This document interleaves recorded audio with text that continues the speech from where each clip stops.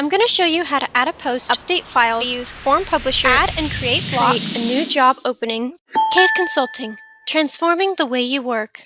Hello, this is Taylor from Cave Consulting, and today I'm going to walk you through how to set up two-step verification for your Google profile. First, you're going to want to open up your Google account by selecting your account icon and going to manage your Google account.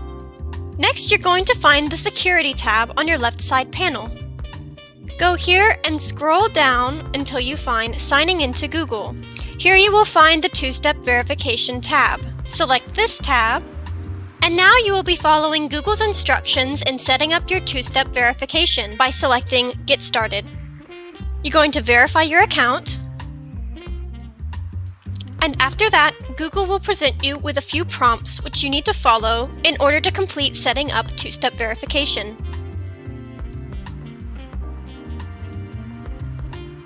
And then you will have the Turn On option.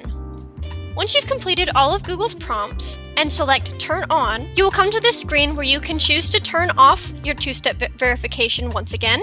And scrolling down, you can also change the available forms of two-step verification. You can add cellular devices, set up an authenticator app, add a security key, and more.